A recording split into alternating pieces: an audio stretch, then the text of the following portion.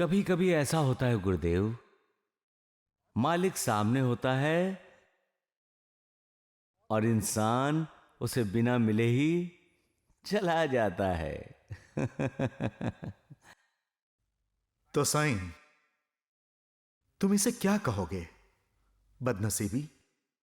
जिंदगी की खोज में इंसान इतना व्यस्त रहता है कि उसके पास मालिक के लिए समय ही नहीं रहता। वो हमेशा दौड़ता ही रहता है और चाहता है कि मालिक भी उसके साथ दौड़े।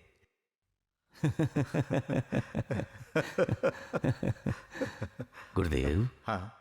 एक राजा रोज रात को भेष बदलकर अपनी नगरी में घूमता था, ये जानने के लिए कि उसकी प्रजा सुखी है या नहीं।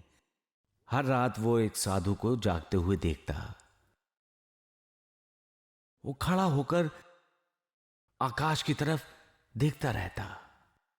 एक रात राजा से रहा नहीं गया। उसने साधु से पूछा, मान्यवर, आप सोते कब हैं? तब साधु ने जवाब दिया, कभी नहीं। राजा हैरान हुआ। उसने पूछा, क्यों नहीं सोते आप? साधु ने कहा, राजन, अगर मैं सो गया और मालिक आकर चला गया तो? तुम सच कह रहे हो साईं। मालिक कब किस रूप में आ जाए ये कोई नहीं जानता। गुरुदेव, हम कहते हैं अतिथि देवो भव। हमारे लिए अतिथि मालिक है, क्योंकि मालिक स्वयं अतिथि है। जो तिथि बताए बिना आता है वो अतिथि होता है। मालिक का इंतजार तो हर कोई करता है साईं। जो मालिक से ईर्ष्या करता है वो मालिक का इंतजार नहीं करता गुरुदेव। फिर मालिक उसके अहंकार का विनाश कैसे करता है? एक छोटी सी अच्छी कहानी है गुरुदेव, सुनाऊं? हाँ हाँ, सुनाओ सुनाओ। जंगल में एक दिन शेर ने सोचा कि आजकल कोई मुझे जंगल का राजा क्यों नहीं कहता। दहाड़ते हुए वो जंगल में कूदा। उसे देखकर सारे जानवर भागने लगे। शेर के हाथ में एक बंदर आ गया। अच्छा। शेर ने बंदर से पूछा, इस जंगल का राजा कौन है? बंदर कांपते हुए बोला, आप ही तो जंगल के राजा हैं। शेर बहुत ही खुश हुआ।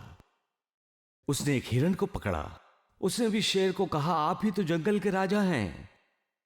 शेर ने एक लोमड़ी को पकड़ा। उसने भी वही कहा कि जंगल के राजा आप हैं। तभी शेर को सामने से हाथी आता हुआ दिखाई दिया। शेर हाथी के सामने आया और पूछा, बताओ जंगल का राजा कौन है? हाथी ने शेर को अपनी सूंड से उठाया और दूर फेंक दिया।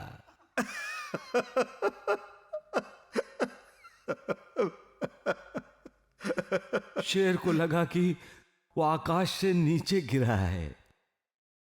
मुश्किल से उठकर उसने हाथी से पूछा, तुम्हें अगर सवाल का जवाब नहीं पता था तो बोल देना चाहिए था। इस तरह उठाकर क्यों फेंका? गुरुदेव, मालिक सर्वशक्तिमान है।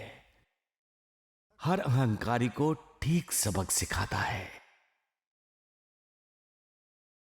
सबका मालिक एक। ओम साई अलख निरंजन, मंगल कारक भय दुख भंजन।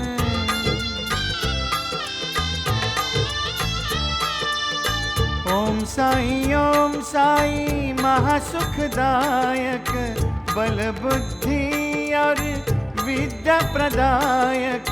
श्रद्धा जगाओ मिलकर गाओ, श्रद्धा जगाओ